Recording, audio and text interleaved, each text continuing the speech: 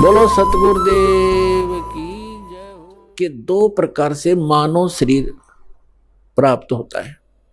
एक तो पिछले पुण्य कर्मों के आधार से मानव शरीर लगातार 2, 4, 10, 50, 100 भी हो सकते, ज्यादा भी हो सकते, लेकिन वो पूंजी समाप्त हो जाएगी, फिर 84 लाख योनियों में जाना ही पड़ेगा यदि उस मनुष्य जीवन के दौरान आपको तत्वदर्शी संत नहीं मिला।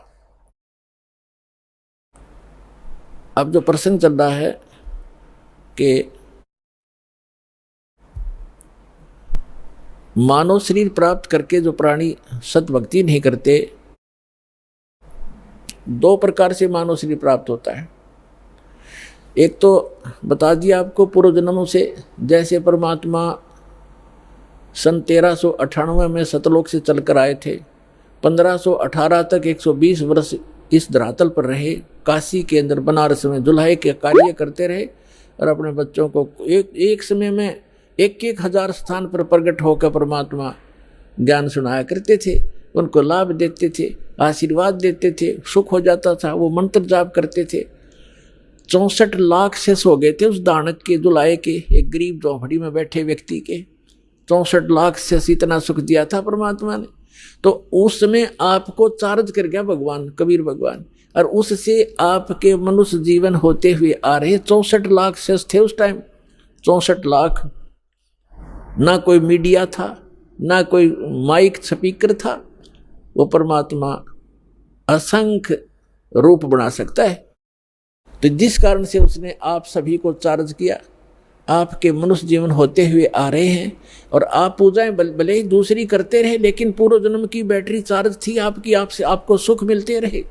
फिर भी कोई दुख क्रम का आता है तो आप इधर उधर भागते रहे, कोई मंदिर में, कोई गुरुद्वारों में, कोई पहाड़ों पर, कोई गुफाओं में, या किसी संतों की खोज करते रहे। उससे लाभ कुछ नहीं होना था आपको। और दूसरी प्रकार के व्यक्ति हैं, आपको बताया कि जैसे एक तो 84 लाख सभी प्राणियों के शरीरों में से गुजर के निकल के एक मानव शरीर टर्न वाइज मिलता ही मिलता है, स्त्री या पुरुष का।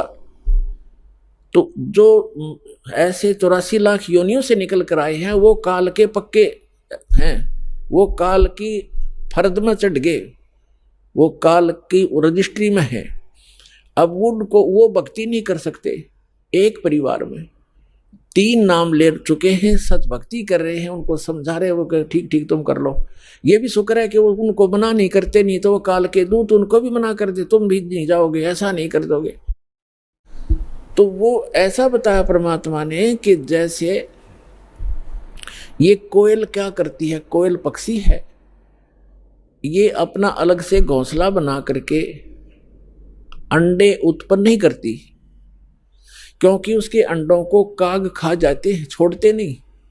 इसलिए वो एक चतुरता, ऐसा फार्मूला अपना रखा उसने, जैसे मादा कवि ने अंडे उत्पन्न किए घोंसले में, और वो जाती है चुग्गा चरने इधर उधर, वो देख लेती है कि चलेगी काफी दूर, तो उसके घोंसले में अपने अंडे उत्पन्न कर देती है। अब जो कवि आती है वापस, वो असमंजस में पड़ जाती है कि कौन से मेरे हैं, कौन से दूसरे हैं।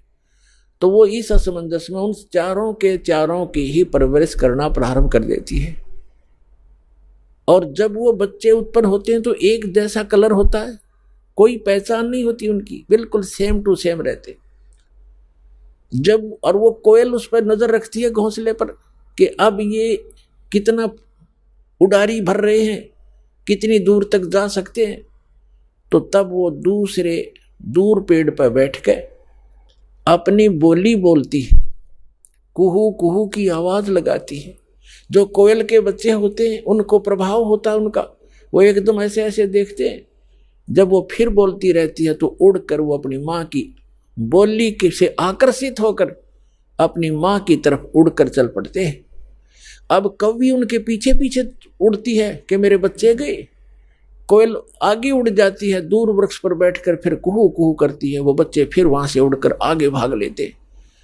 अब कवि ये सोचती है ये तो गए सो गए, तेरे कहीं पीछे वह रहने वाले 2 बच्चों पर कोई पिछले बच्चे रह गए, उन पर कोई आपत्ति ना आ जाए, उनको संभालूं आकर के। वो वापस आ जाती है। तो कहने का भाव ये है कि उस घोंसले में 4 बच्चे थे, 2 कोयल के 2 काग के।